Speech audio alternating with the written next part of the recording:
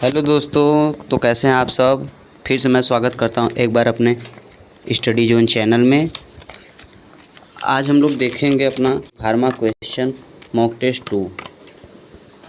पिछले वीडियो में हम लोग मॉक टेस्ट फर्स्ट जो कि 51 से 70 तक क्वेश्चन किया है। आज हम लोग 72 से देखेंगे। अगर आप लोग को क्वेश्चन समझ में आया हो तो लाइक करें और जिसका ना समझ में आया कॉमेंट करें। आइए हम लोग देखते हैं 72 क्वेश्चन नंबर। इसका आंसर फटाफट कमेंट कीजिएगा। निम्नलिखित में से किसकी जांच हेतु विडाल परीक्षण किया जाता है। ए डायबिटीज, मेलाइटस, बी मलेरिया, सी HIV या एड्स, टी टाइफाइड ज्वर।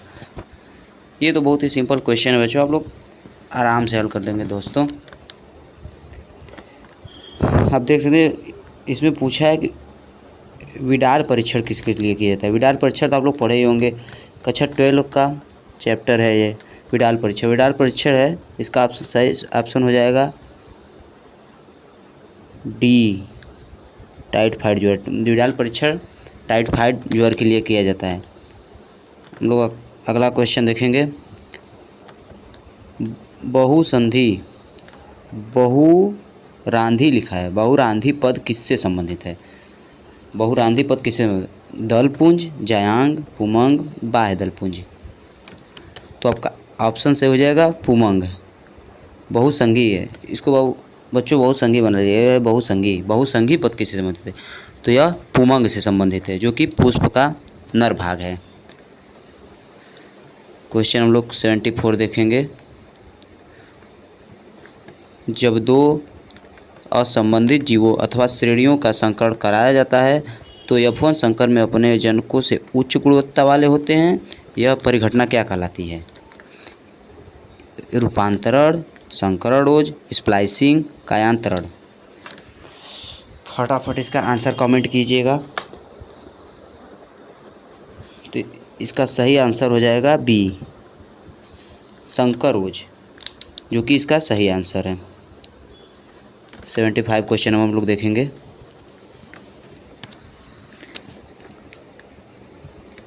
प्रकृति में निम्नलिखित में से किसकी सर्वाधिक जातियां पाई जाती हैं। ए कवक, बी पक्षी, सी आवृतबीजी, डी कीट। आंसर इसका आप लोग दीजिएगा। इसका ऑप्शन सही हो जाएगा आंसर दोस्तों, इसका सही आंसर हो जाएगा डी कीट। जो कीट है यह सर्वाधिक जातियां पाई जाती है। प्रकृति में सबसे सर्वाधिक जातियां कीट की है। हम लोग 76 क्वेश्चन देखेंगे दोस्तों। निम्न में से कौन सा सही कथन है। निम्न में से कौन सा कथन सही है, इसमें से हम लोग को सही कथन छांटना है।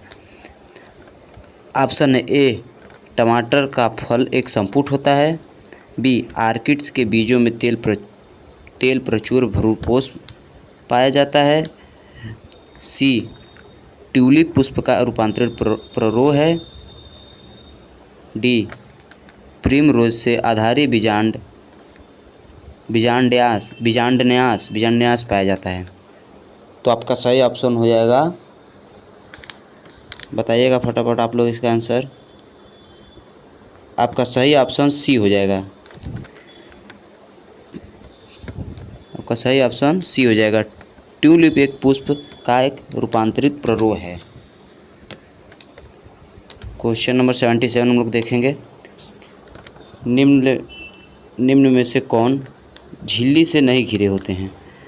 ये आपका 2025 PYQ रह चुका है दोस्तों 77, जो कि मोस्ट इम्पॉर्टेंट है। इस बार भी इसके आने की संभावना है। हम लोग बताइएगा फटाफट इसका आंसर बताइएगा। निम्नलिखित कौन सा झिल्ली से नहीं घिरे रहते हैं। ए राजधानियाँ, बी मध्यका या मीजोसोम, सी लाइसोसोम, डी राइबोसोम। इसका ऑप्शन सही हो जाएगा राइबोसोम। राइबोसोम जो होते हैं झिल्ली से नहीं घिरे होते हैं। क्वेश्चन नंबर हम लोग 78 देखेंगे।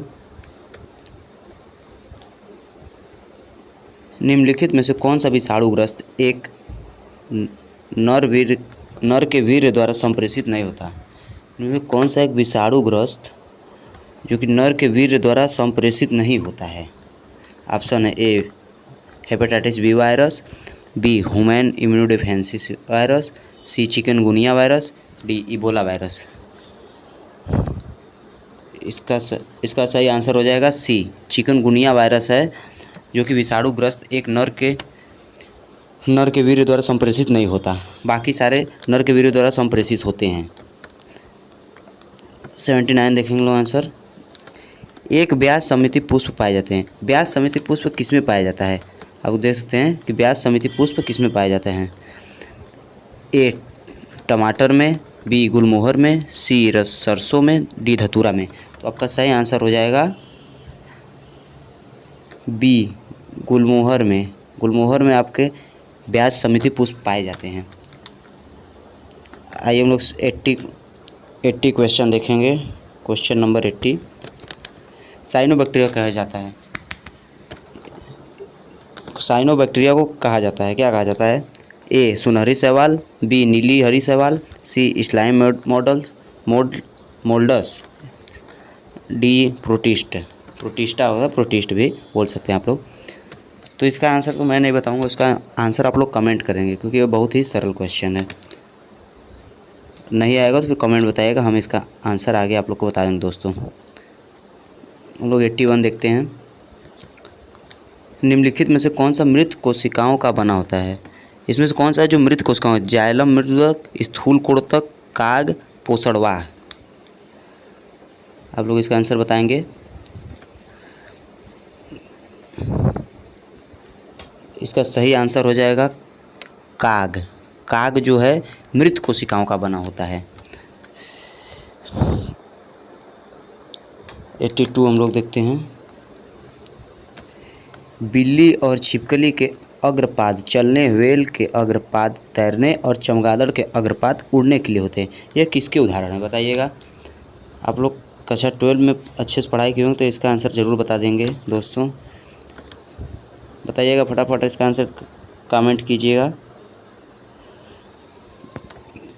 आपका ऑप्शन है ए समवृत्तीय अंग, बी अनुकूली विकर्ण, सी समजात अंग, डी अभिसारी विकास। बताइएगा इसका मैं आंसर। आप लोग देख सकते हैं कि ये बिल्ली और छिपकली के अग्रपाद चलने के लिए और व्हेल के अग्रपाद तैरने के लिए, चमगादड़ के अग्रपाद उड़ने के लिए, ये जो होते हैं समजात अंग हैं, ये एक समान होते हैं। क्वेश्चन नंबर हम लोग 83 देखेंगे। बताइएगा कमेंट में इसका आंसर। पढ़िए इसको, कि हम पढ़ें फिर से? आप लोग पढ़िए इसको। चलिए अच्छा में पढ़ देते हैं। दोस्तों बाजार में भेजने से पहले अभिव्यक्त प्रोटीन के पृथक्करण और शुद्धिकरण की प्रक्रिया को क्या कहा जाता है?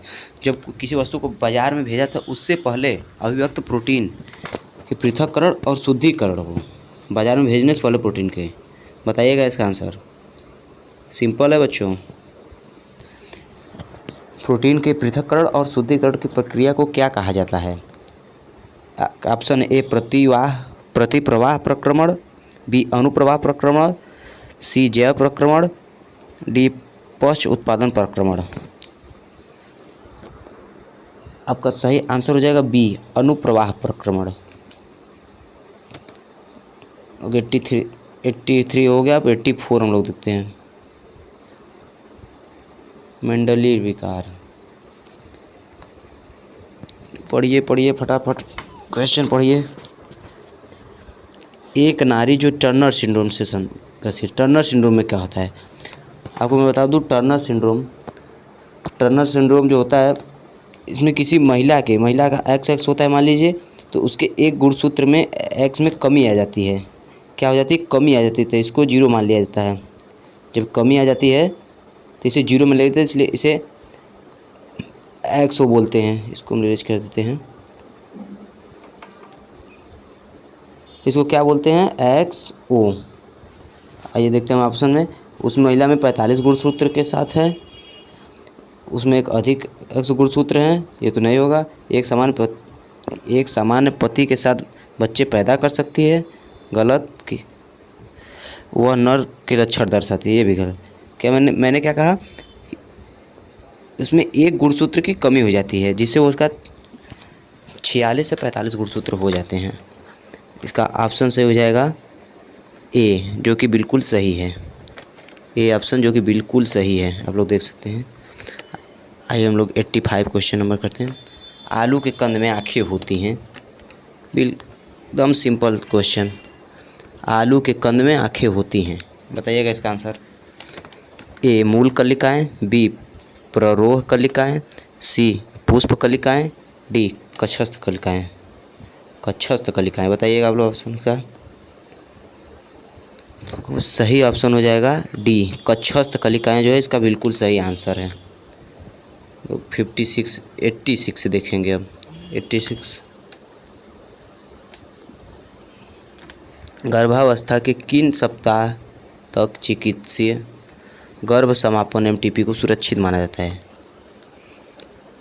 बताइए गर्भावस्था को कितने सप्ताह तक चिकित्सीय गर्भ समापन का सुरक्षित काल माना जाता है? ऑप्शन है आपके 6 सप्ताह तक, बी 12 सप्ताह तक, सी 8 सप्ताह तक, डी 18 सप्ताह तक। बताइएगा इसका आंसर, कमेंट कीजिएगा।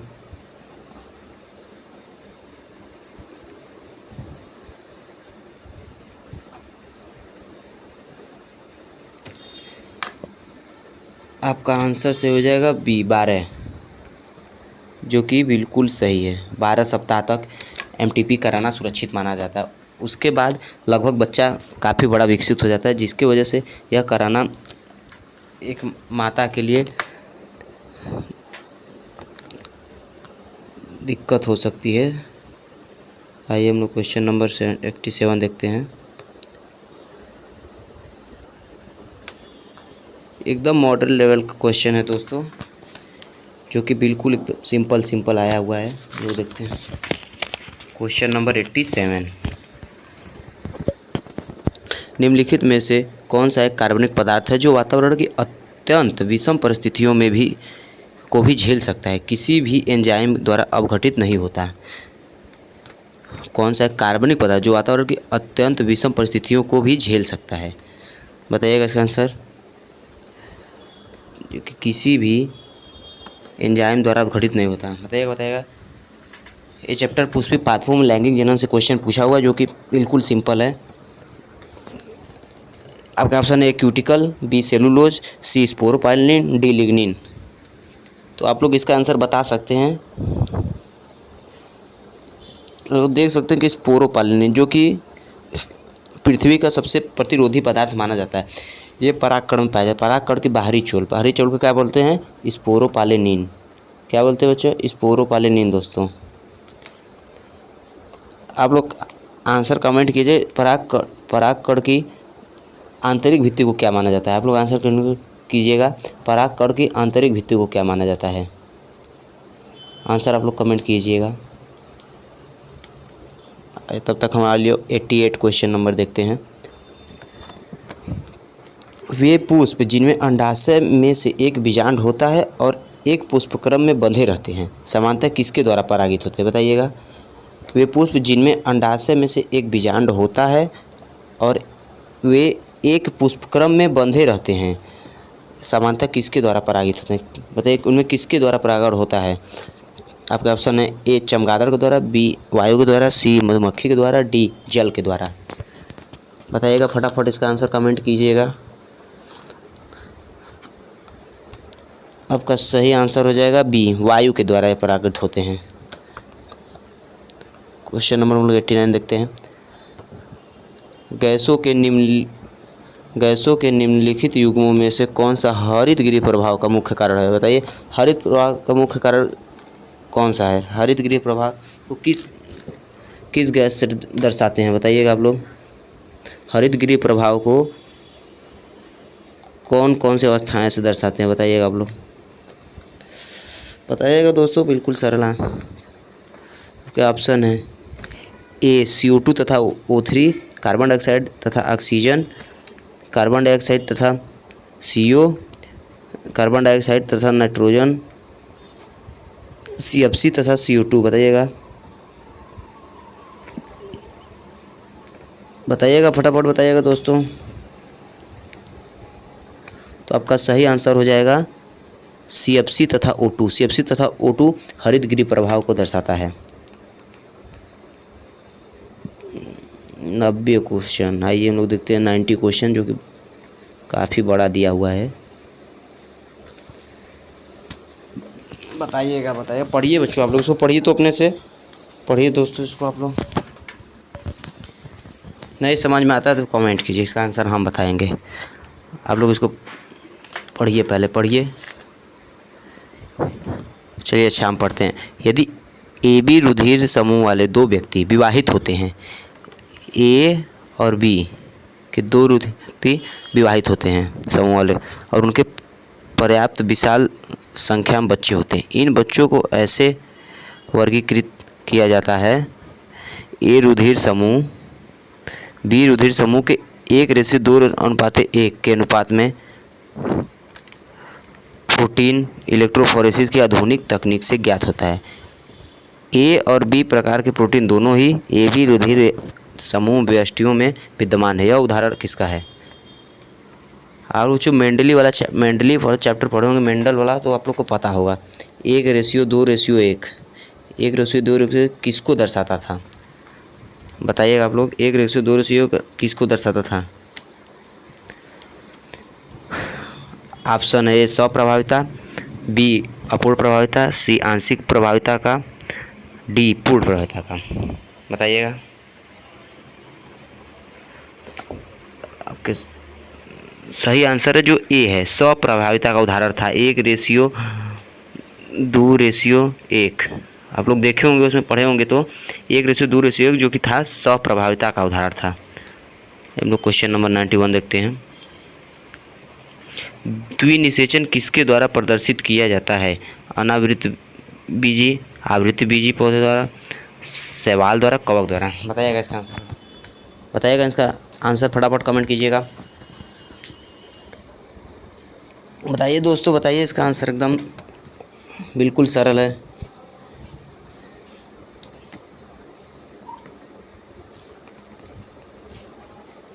बताइएगा, बताइएगा इसका आंसर। ऑप्शन आपके अनावृत बीजी, आवृत बीजी, शैवाल, कवक। बताइए, बताइए इसका आंसर। का सही आंसर हो जाएगा B आवृत बीजी, जो कि बिल्कुल सही आंसर है।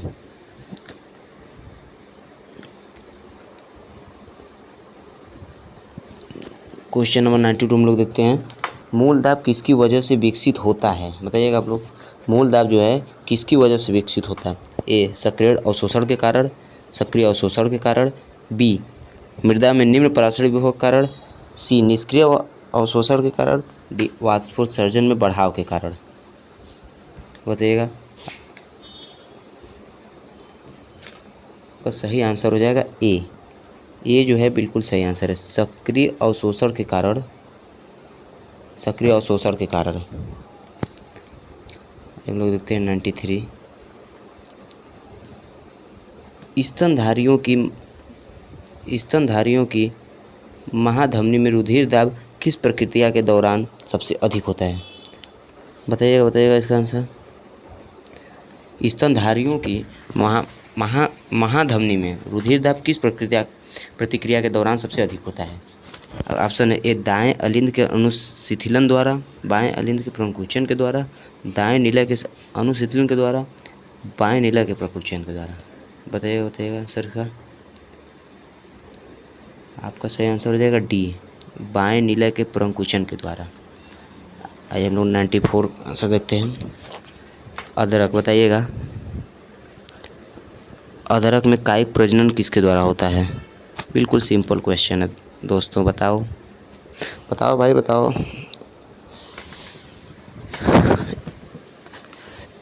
पत्रफलिका के द्वारा, प्रकंद द्वारा, भूस्तारी द्वारा, ऊपरी भूस्तारी द्वारा। बताओ दोस्तों, बताओ इसका सही आंसर क्या होगा? जल्दी जल्दी कमेंट करो।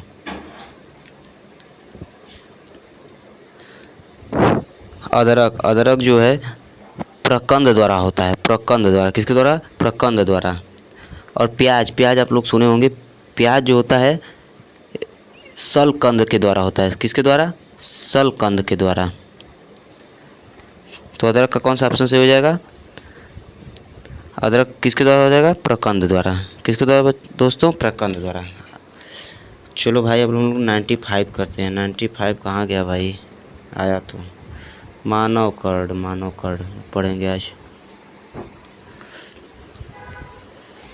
पढ़िए फटाफट आंसर दीजिए। मानव कर्ण किस भाग की श्रवण क्रिया में कोई भूमिका नहीं होती किंतु फिर भी यह आवश्यक होता है? बताइए। मानव के कान का कौन सा वह भाग है? मानव के कान का कौन सा वह भाग है जो कि सुनने की क्रिया में कोई भूमिका नहीं होती फिर किंतु यह किसके लिए आवश्यक होता है? बताइएगा। मानव कर्ण बताइएगा। यह सुनने में कोई इसका योगदान नहीं होता सुनने के में, लेकिन ये फिर भी यह किसके लिए आवश्यक होता है? ए यूस्टेकियन नलिका के लिए, बी कॉर्टी अंग के लिए, सी वेस्टिबुलर उपकरण के लिए, डी कर्ण अवस्थाएं के लिए। बहुत ही मुख्य क्वेश्चन है दोस्तों। बताओ इसका आंसर बताओ फटाफट। बताओ भाई बताओ। 95 आपका सही आंसर हो जाएगा वेस्टिबुलर उपकरण। यह सुनने के लिए नहीं, फिर वेस्टिबुलर उपकरण के लिए आवश्यक होता है।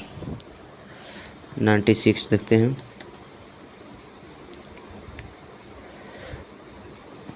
हीमोफीलिया के संदर्भ में असत्य कथन पहचानिए। हीमोफीलिया के संदर्भ में बताइए कौन सा असत्य कथन है, गलत कथन। रुधिर के थक्का बनाने में एक एकल प्रोटीन प्रभावित होती है। यह एक अप्रभावी रोग है। यह एक लिंग संलग्न रोग है। यह एक प्रभावी रोग है। बताइए।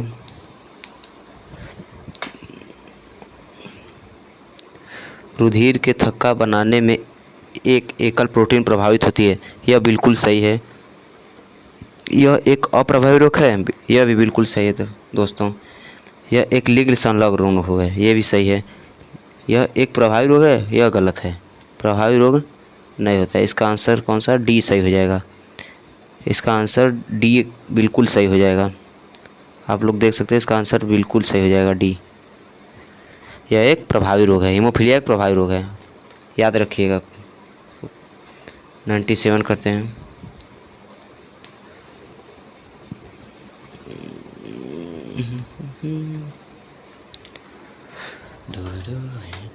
बताइए जल्दी लैंगिक प्रजनन वाले जीव की जनसंख्या में आनुवंशिक विभिन्नता का सबसे सामान्य प्रक्रम निम्नलिखित में से कौन सा है? पढ़िए आंसर दीजिए। लैंगिक प्रजनन वाले जीव की संख्या में आनुवंशिक विभिन्नता का सबसे सामान्य प्रक्रम निम्नलिखित में कौन सा है? पारक्रमण, गुणसूत्रीय विपथन, आनुवंशिक विचलन, पुनर्योजन। बताइए। और आप लोग को इंग्लिश में सही नहीं समझ में नहीं आ रहा तो एक बार इंग्लिश में पढ़ लीजिए, हिंदी में नहीं समझ में आ रहा है तो। Which is the most common mechanism of genetic variation in the population of a sexual reproducing organism? A. Transduction, B. Chromosomal aberration, C. Genetic drift, D. recombination। बताइए कौन सा आंसर हो जाएगा? इसका बिल्कुल सही आंसर है डी, जो कि पुनर्योजन है। पुनर्योजन बिल्कुल सही इसका आंसर होगा, जो आनुवंशिक विभिन्नता का सबसे सामान्य प्रक्रम माना जाता है लैंगिक प्रजनन वाले जीवों की। हम लोग 98 देखते हैं। सारे प्रीवियस ईयर क्वेश्चन करा रहे हैं भाई 2025 के। इसको पेन काफ़ी लेकर पूरा नोट्स कर लो, नोट बना लो, जो कि आने वाले क्वेश्चन बहुत काम देगा एग्जाम में। 98 हम लोग देखते हैं।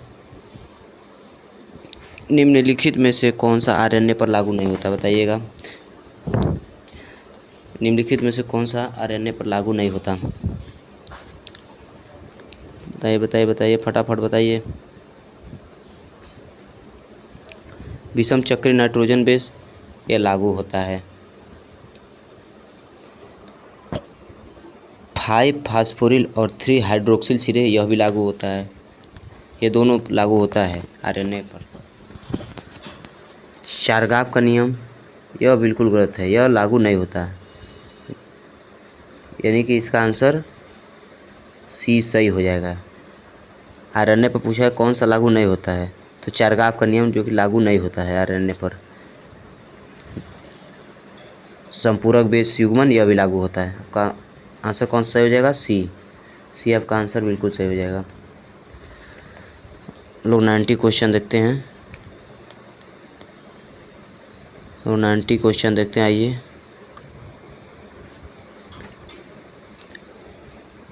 पादपालक पत्र के नाम पत्र में निम्नलिखित में से कौन सी सूचना अंकित नहीं होती? ए स्थानीय नाम, बी पौधे की ऊंचाई, सी संग्रहकर्ता का नाम, डी संग्रह की तारीख। बताइए बताइए कौन सा है जो पादपालक पत्र के नाम पत्र में निम्नलिखित में से कौन सी सूची में अंकित नहीं होता है, कौन सी सूचना अंकित नहीं होती है? बताइए बताइए। इसका सही आंसर हो जाएगा आप लोग का पौधे की ऊंचाई। पौधे की ऊंचाई जो होती है पादपालक पत्र के नाम पत्र में शामिल नहीं होता है। क्वेश्चन नंबर 100 करेंगे जो कि लास्ट क्वेश्चन है। बिल्कुल सिंपल क्वेश्चन है जो 100% क्वेश्चन पूछा ही जाएगा। आप लोग इसको लिख लीजिएगा 100%। बताइएगा, रूपांतरण की खोज किसने की थी? मेसल्सन और स्टाल ने, हर्शे एवं चेस ने, ग्रिफिथ ने, वाटसन और क्रिक ने। इसका आंसर आप लोग कमेंट में करेंगे जो कि हम नेक्स्ट वीडियो में देखेंगे। आप देखते हैं कितने दोस्त सही करते हैं हमारे। इसका आंसर आप लोग कमेंट बताइएगा, रूपांतरण की खोज किसने की थी? सारे भाई बताएंगे इसका आंसर क्या होगा। आज के लिए इतना ही, क्योंकि हमारा 100 क्वेश्चन जो कि पार्ट 1 और पार्ट 2 में कंप्लीट हो गया है। 50 क्वेश्चन कंप्लीट हो गया है जो कि 2025 का प्रीवियस ईयर क्वेश्चन रहा है। फिर से हम अगले फिजिक्स केमिस्ट्री का नेक्स्ट वीडियो में लेकर आएंगे। आज के लिए इतना ही। क्लास अच्छा लगा हो तो लाइक कीजिए, सब्सक्राइब कीजिए, सपोर्ट कीजिए। धन्यवाद।